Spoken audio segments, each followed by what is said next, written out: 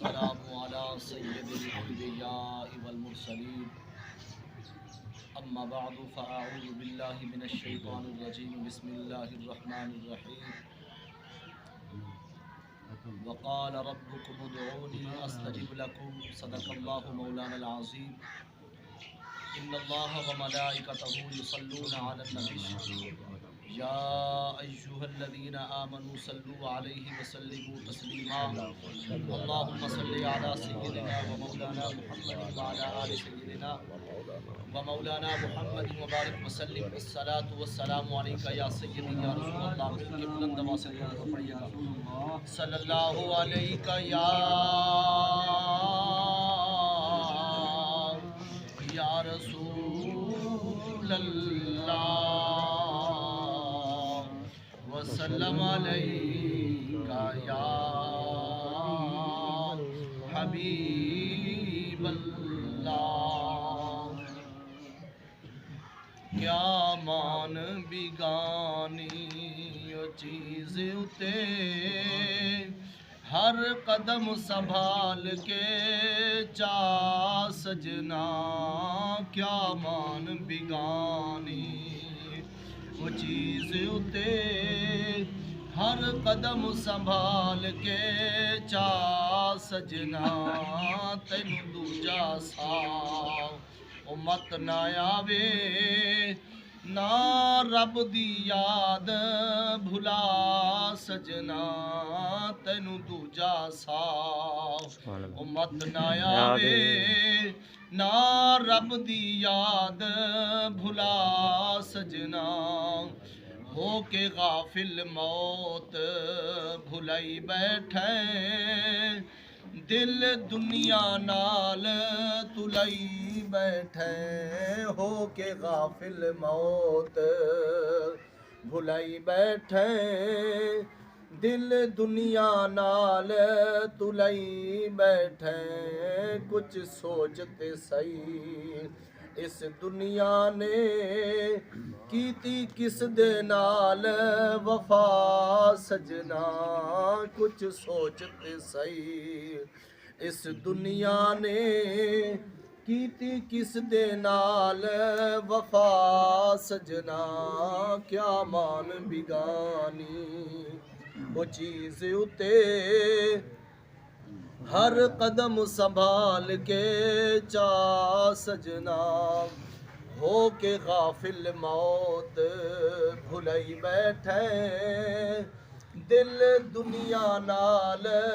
تلائی بیٹھے ہو کے غافل موت بھلائی بیٹھے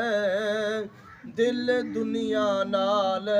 تلائی بیٹھے کچھ سوچتے صحیح اس دنیا نے کیتی کس دے نال وفا سجنا جڑے دنیا تے خان صدا گئے نے او تے نال بھی کچھ نہیں چا گئے نے جڑے دنیا تے خان صدا گئے نے او تے نال بھی کچھ نہیں چا گئے نے جڑے سیج پھلاں دی تے سوندے سن ستے خاک تے ڈیرے لا سجنا جڑے سیج پھلاں دی تے سوندے سن ستے خاک تے ڈیرے لا سجنا کیا مان بگانی وہ چیز اتے ہر قدم سنبھال کے چا سجنا تینوں دوجا ساؤ امت نہ آوے نہ رب دی یاد بھلا سجنا سب تعریف اس خالق و مالک کے لیے مالک ارض و سماوات بھی ہے اور مالک کائنات بھی جس نے آسمان کو چھت بنایا اور زمین کو بچھونا بنایا اور اس کو طرح طرح سے سجایا اور پھر اس میں اپنا پیارا تے لاڈلا محبوب بسایا لامحدود درود پاک امام الانبیاء حبیب کبریا آقا نامدار مدینے کے تاجدار صلی اللہ تعالی علیہ وآلہ وسلم کی دربار گہربار میں اپنی محبتوں اور عقیدتوں کا خراج پیش کرنے کے بعد دعا ہے خالق کائنات جل وعلا بندہ ناچیز کو اور ہم سب مسلمانوں کو اپنے پیارے حبیب صلی اللہ تعالیٰ علیہ وآلہ وسلم کی کامل اتباع نصیب فرمائے۔ عزیزان گرامی قدر، یہ خوبصورت محفل ایصال ثواب کی محفل بھائی محمد شکیل صاحب کے بیٹے کے ایصال ثواب کے لیے میں اور آپ سب جمع ہیں، دعا گو ہیں کہ رب ذوالجلال مرحوم بچے کے درجات بلند فرمائے، خالق کائنات لواحقین کو صبر جمیل اور اجر عظیم عطا فرمائے، بالخصوص ان بچے کے والدین کو جو بچے کے جانے کا صدمہ پہنچا پیارے حبیب کے صدقے، اللہ رب العزت انہیں صبر کا مرہم عطا فرمائے۔ جس دور پہ نازاں تھی دنیا اب ہم وہ زمانہ بھول گئے،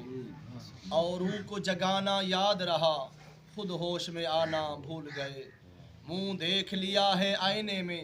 پر داغ نہ دیکھا سینے میں، دل ایسا لگایا جینے میں مرنے کو مسلمان بھول گئے، دل ایسا لگایا جینے میں مرنے کو مسلمان بھول گئے،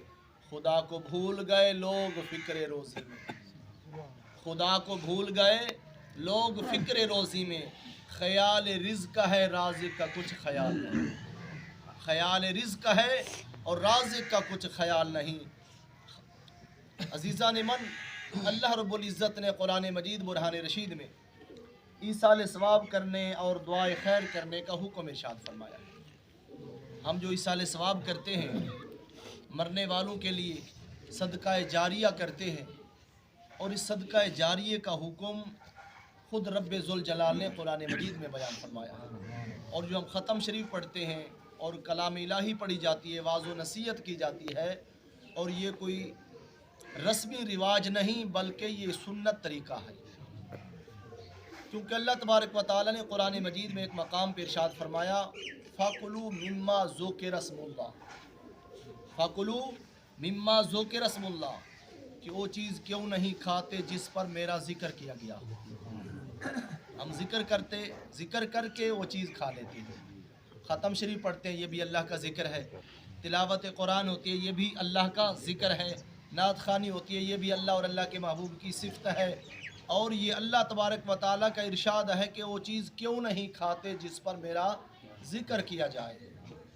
جس پر میرا ذکر کیا گیا ہو۔ اور اس آیت کی اگلی آیت فرمایا وَمَا لَكُمْ أَلَّا تَأْكُلُوا مِمَّا ذُكِرَ اسْمُ اللَّهِ عَلَيْهِ إِن كُنتُمْ بِآيَاتِهِ مُؤْمِنِينَ، فرمایا کہ کھاؤ تے تاں کہ تم مومن ہو۔ 8واں سپارہ ہے، اللہ رب العزت نے ارشاد فرمایا جو کہتے ہیں بس یہ اس پہ ختم پڑا گیا ہم نہیں کھاتے، اس پہ ختم پڑا گیا ہم وہ چیز نہیں کھاتے، ہمارے لیے وہ حرام ہو گئی، جس پہ پڑا جائے وہ چیز کون نہیں کھاتا، تو خود دیکھیں کہ اللہ تبارک و تعالیٰ فرماتے کھاؤ تے تاں جب تم مومن ہوتے، مومن کھاتا ہے اللہ کا ذکر کر کے کھاتا ہے وہ برکت آ جاتی ہے، مومن کے رزق میں برکت آ جاتی ہے۔ اور قربان جائے صحابہ کرام کی زندگیوں کو پڑھیں، اور حضرت جابر رضی اللہ تعالیٰ عنہ حضور کے غلام ہیں، خندق کے موقع پہ نبی کریم صلی اللہ تعالیٰ علیہ وسلم خود خندق کھود رہے تھے اور پیٹ پہ پتھر باندھا ہوا ہے، 3 دن کے بھوکے ہیں، صحابہ کرام بھی بھوکے ہیں، اور نبی کریم صلی اللہ تعالیٰ علیہ وسلم بھی، اور 3 دن سے کچھ نہ کھایا، چکھا تک بھی نہیں۔ اور حضرت جابر فرماتے کہ ہم نے حضور صلی اللہ تعالیٰ علیہ وسلم کو دیکھا کہ خندق کھودتے ہوئے ایک چٹان آ گئی، سخت چٹان آئی، اور حضور کی بارگاہ میں عرض کی یا رسول اللہ یہاں تو پتھر ہے، بہت بڑی چٹان ہے، یہ کاٹی نہیں جا رہی، تو حضور خود خندق میں تشریف لے گئے۔ جب حضور نیچے اترنے لگے تو حضور کے مبارک شکم سے پردہ اٹھ گیا، تو ہم نے کیا دیکھا کہ حضور کے مبارک پیٹ پہ 2 پتھر باندھے ہوئے ہیں، ہمارے پیٹوں پہ ایک پتھر تھا اور حضور کے پیٹ پہ 2 پتھر باندھے ہیں، پیٹ خالی ہے۔ اور حضرت جابر فرماتے ہیں کہ حضور نیچے اترے تو میں گھر چلا گیا، اور میں گھر جا کر گھر والی سے پوچھا کوئی کھانے کے لیے کچھ ہے، انہوں نے کہا بکری کا بچہ ہے اور 101 کلو جو ہے، تو آپ فرماتے ہیں کہ میں نے اپنی بیوی کو کہا جو کا آٹا بناؤ، اور اس بکری کے بچے کو میں نے ذبح کیا اور اس کا گوشت بنایا، اور گوشت بنا کے ہنڈیا پہ رکھا، ہنڈیا میں ڈال دی، ہنڈیا کو پکانا شروع کر دیا، اور میں حضور کی بارگاہ میں چلا گیا۔ میں نے یا رسول اللہ حضور کے کان میں آہستہ کہی یا رسول اللہ صلی اللہ تعالیٰ علیہ وسلم، حضور آپ کی بھوک ہم سے دیکھی نہیں جاتی. میں گھر میں گیا، میرے گھر میں ایک بکری کا چھوٹا سا بچہ تھا، میں نے اس کو ذبح کیا اور 1 کلو جو تھے اس کا آٹا بنوایا اور گھر والی کو کہا اس کی روٹی پکاؤ، میں حضور کو دعوت دے کر آتا ہوں، حضور تشریف لائے، کچھ کھا لے. اور میں آہستہ سے حضور کی بارگاہ میں عرض کی یا رسول اللہ چند صحابہ بھی ساتھ لائے اور آپ بھی تشریف لائے. تو میں آہستہ سے کہا کیونکہ کھانا مختصر تھا. تو حضور نے اعلان فرما دیا، اے میرے غلاموں، آج دوپہر کا کھانا جابر کے گھر میں ہے. دوپہر کا کھانا جابر کے گھر میں ہے.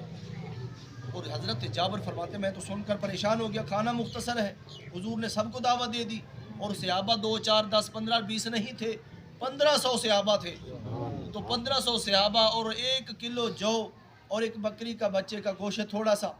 تو حضور نے فرمایا جابر گھر جاؤ، جب تک میں نہ آ جاؤں اس وقت تک روٹیاں نہیں پکانی، آٹا گوندھ کر رکھ دینا ہے، روٹیاں نہیں پکانی، اور جب تک میں نہ آؤں ہانڈیاں بھی چولہے سے نہیں اتارنی. تو حضرت جابر گھر چلے گئے، گھر والی کو کہا آٹا گوندھو، حضور تشریف لا رہے ہیں. اور فرمایا کہ حضور نے تو سارے صحابہ کو دعوت دی دی.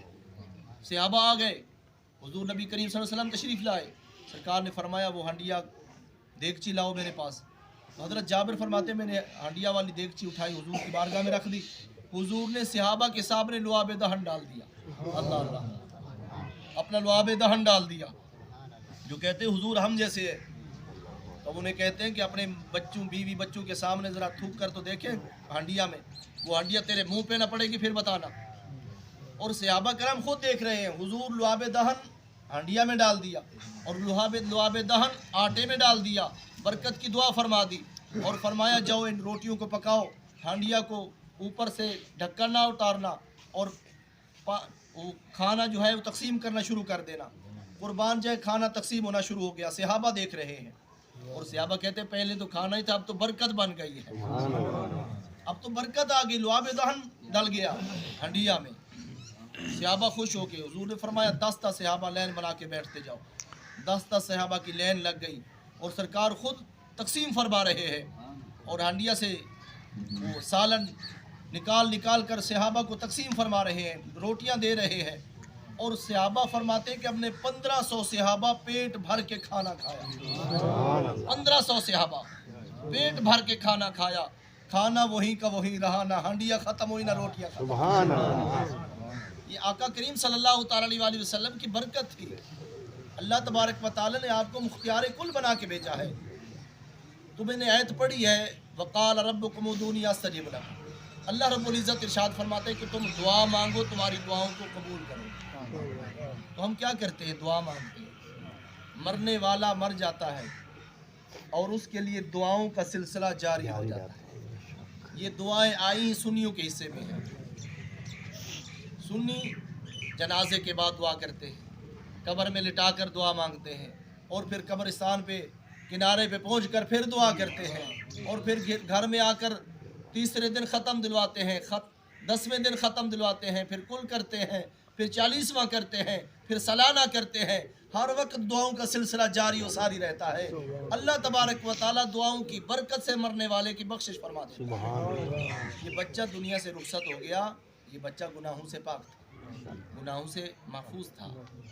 تو ہم اس لیے دعا کریں گے اس بچے کے صدقے اللہ تبارک و تعالیٰ اس خاندان دے نال جتنے تعلق رکھنے والے اس دنیا سے چلے گئے، خالق کائنات ان کی بخشش و مغفرت